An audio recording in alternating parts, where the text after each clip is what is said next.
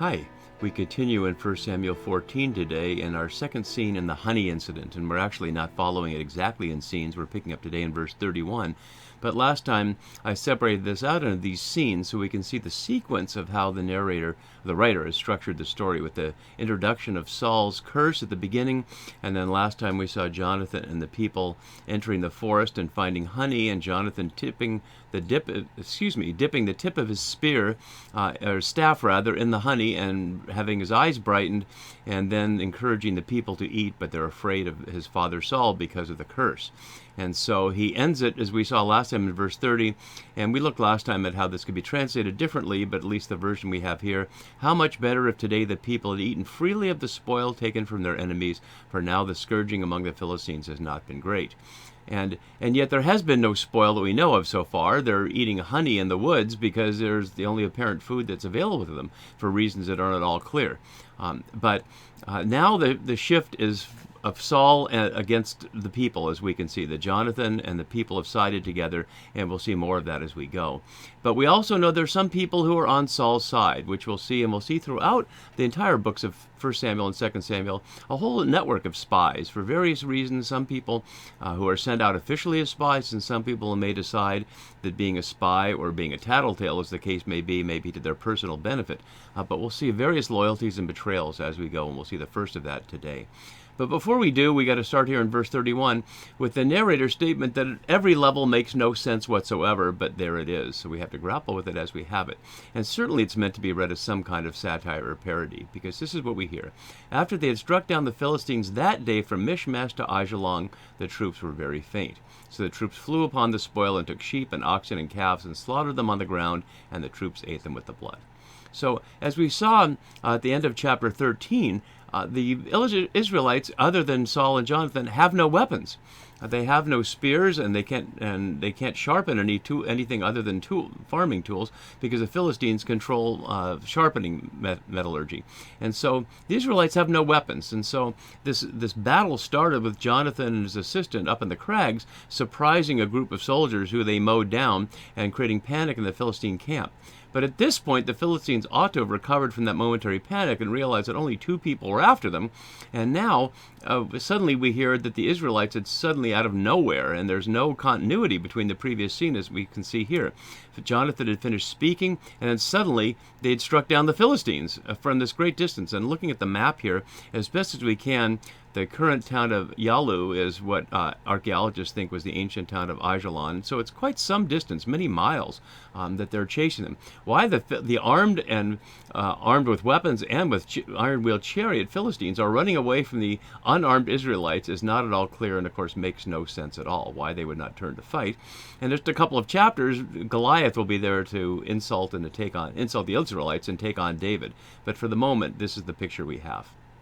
And so after this massive chasing with still no food, the troops are very faint or very hungry. And so following up on Jonathan's encouragement there in verse 30, now we see spoil. But we don't know where the spoil came from.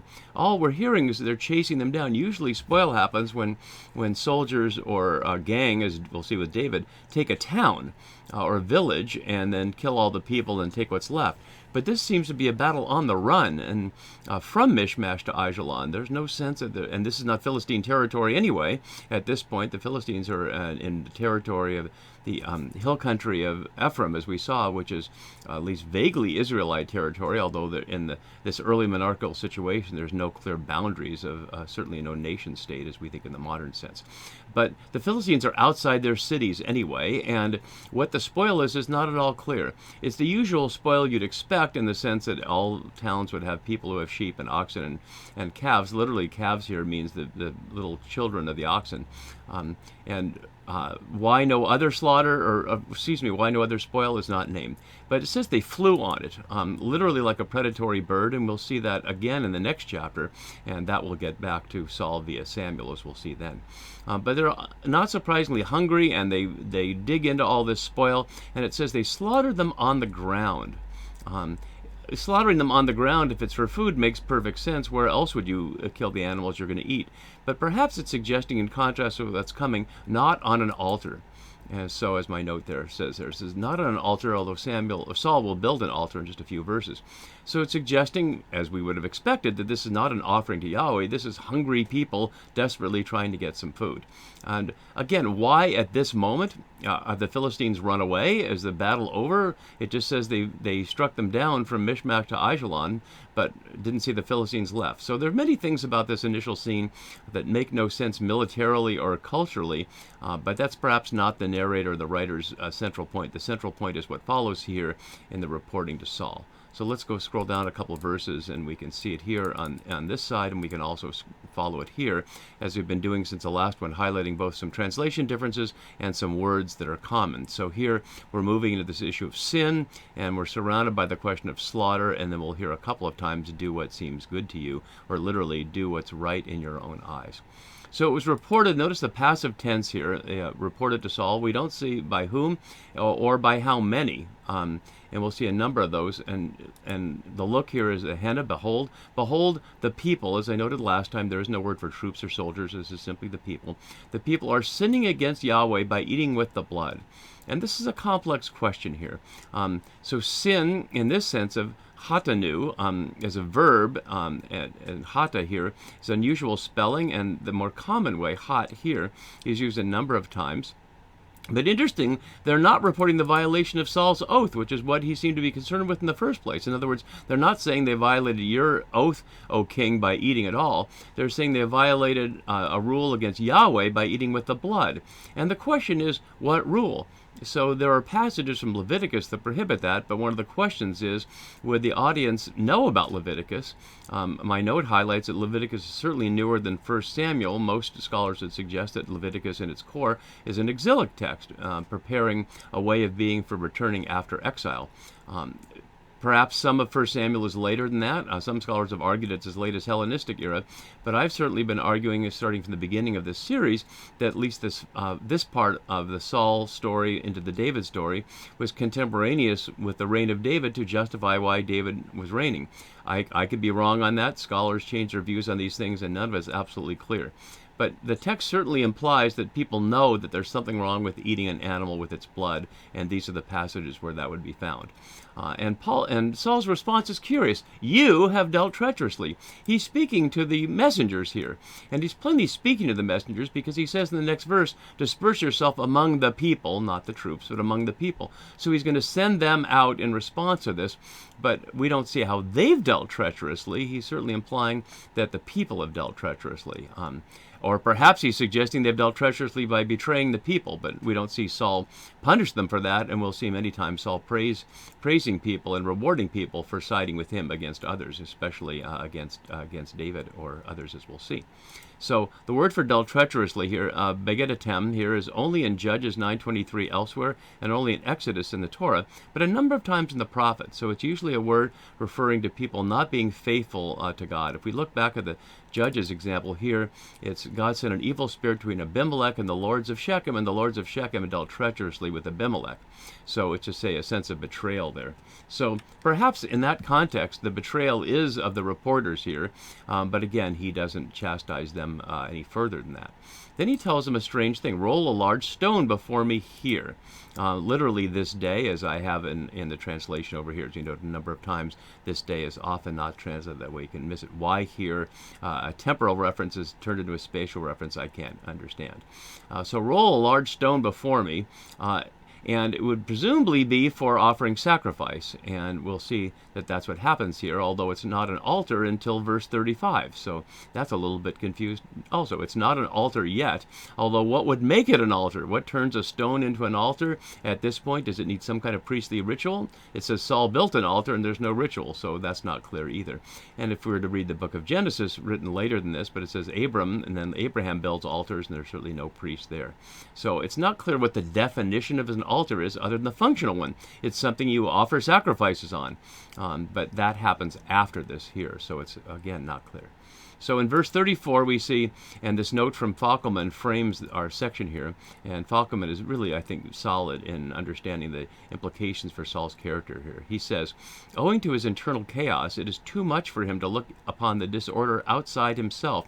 A pathological need to have matters under control causes him to act again as the carping critic with his petty regulations. And so he's assuming that somebody else is at fault here.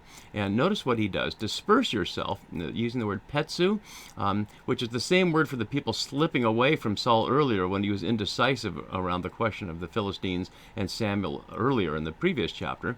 And so he's telling them to do what they'd done on their own there, but not completely. To slip away from him, in a sense, among the people and say to them, let all bring... and the word here is hagashu, and noting, completing the trinity of wrong moves here 3 times by bringing. So bringing the ephod or the ark, and bringing the oxen or sheep here, as we'll see. Bring their oxen, and that's a curious thing too. What makes it theirs? If it's the spoil they just picked up, it was the Philistines or somebody's. Is it just simply what each of them have claimed in this spoil, which the text had already said they flew on and were eating? So presumably there's more than they could have eaten all at one time. And obviously an oxen or sheep provides plenty of food for a lot of people, and we don't know how many people there are out in this military adventure here. We were told that Saul had 10,000 people with him, but it's not like that all 10,000 are gathering around here at this moment. So bring their oxen or their sheep, literally in the Hebrew, ishora ve'ishsehiyu, who their man bull or their man sheep, which suggests by choosing the specific gender that it has something to do with sacrifice.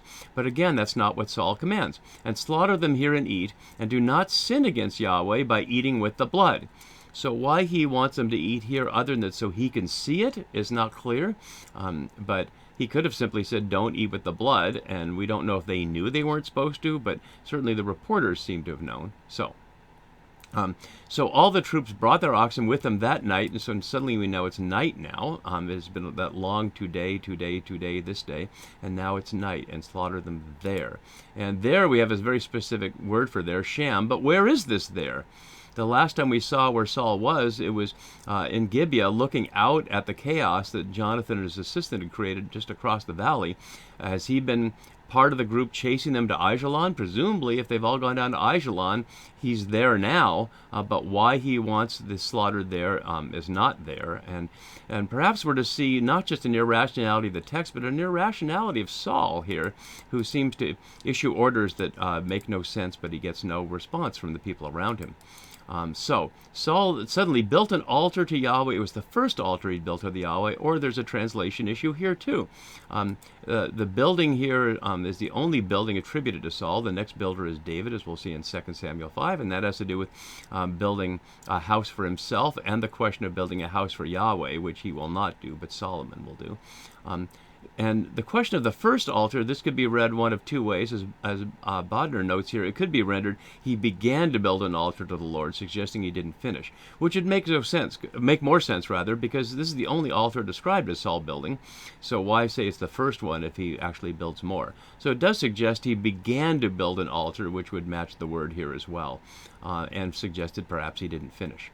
So we're just going to a couple more verses here to set up what this Saul will do when he finds that nobody is listening to him. So let's just look at these couple of verses here.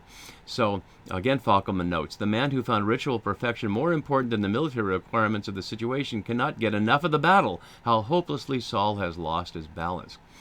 Because having seemed to have worked out the issue of eating with the blood, but ignored the issue completely of their violating his oath. I notice that in all this business about the sheep and the oxen, he seems to have completely forgotten, as everyone else has, they weren't supposed to eat at all or they'd be cursed. And so that's simply left behind, and we might think it was completely left behind, but it's not completely left behind, as we'll see in the next scene. Then Saul said, let us go down after the Philistines by night and despoil them until the morning light. Let us not leave one of them. And everything about this is just completely irrational from Saul. The word for despoil them here can also mean plunder, and it's only here in Samuel. It recalls Deuteronomy, and we see it also in the Joshua passage. So they've already gotten the spoil, and so he's telling them, let's go out at night, which is not a great time, obviously, to be chasing people down, and plunder them, and yet they still have no weapons. why does Saul not imagine the Philistines could just turn on them at any moment and just mow them down with their chariots and their swords? But Saul, whether it's drunk with power or who knows what, orders a middle of the night raid to continue after them, to not leave one of them. So he's proposing a complete annihilation of all the Philistine soldiers here with his weaponless troops. Is this the person you want to have as king? Readers have to continually be asking here. And they said, do whatever seems good to you, or as we've seen the phrase otherwise, and notice the anything is dropped here. It will be dropped in verse 40. So do whatever seems good to you is literally what seems good in your eyes, and again echoing from Judges 21:20. The end of Judges, which was calling for a king, the people did what was right in their own eyes. So the people here, obviously still afraid of Saul, is telling him to do whatever seems good in his own eyes. But the priest, who's a Hittite, presumably from the lineage of Eli, who we saw at the beginning was a bad sign, beginning of Samuel, but the beginning of this chapter was a bad sign that Saul is aligning himself with priests from the cast aside house of Eli. But here the priest not named does a good thing. Says, let us draw near to God here. So trying to temper down Saul's grandiose and wild and perhaps suicidal charge into the night, calls on him to draw near to God here. It's not literally to draw near to God here. There's no sense that God is nearer here than somewhere else. It's simply a sense of being called into prayer. Let us, engage with God here and see if God has something to say. We can see the question of here is different than the sham that we saw in the previous time when he was telling him where to offer the slaughter of the animals, and we see that a number of times here. So then we see this verse here. In 37, Saul shawled of God here. Vayashal Shaul, and Saul, because the word Saul means to ask.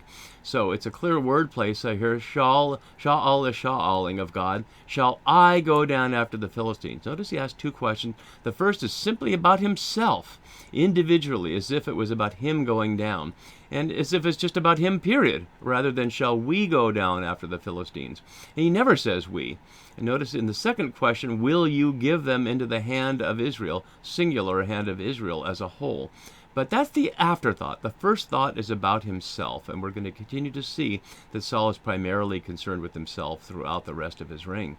But God did not answer him that day, which is echoing a little bit from 8:18, the take, what kings do, and God will not answer that day, but the not answer that day would be from the people who would complain about their king. But here God is not answering the very king that the people have chosen in place of God as the one who will guide them. And so notice that after Saul had proposed going down in the middle of the night and then listens to the priest's advice to inquire of God and gets no answer, he seems to give up the desire to go after the Philistines, but instead Saul said, come here, all you leaders of the people, and let us find out how this sin has arisen today. And the leaders of the people here, Pinoth literally means the corners, as in cornerstones. It's a rare word, only here in Samuel and only once in 2 Kings elsewhere in the Deuteronomistic history.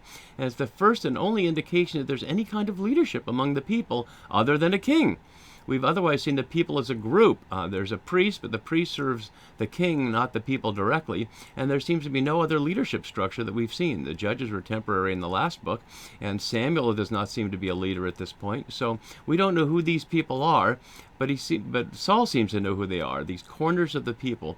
And the question is, let us find out how this sin has arisen today. But which sin does he think it is? Is it the sin of not listening to God? Well, maybe it's on him. What sin is it? If the sin was eating the blood, well, he's already taken care of that by telling them not to, and the question of how it's arisen is clear. And certainly the sin isn't violating his oath of eating honey, so he seems to be attributing as sin the absence of a response from God. As my note down below says. And again, to this day, today, even though now it's nighttime. Let's just go a little bit more before we stop for today.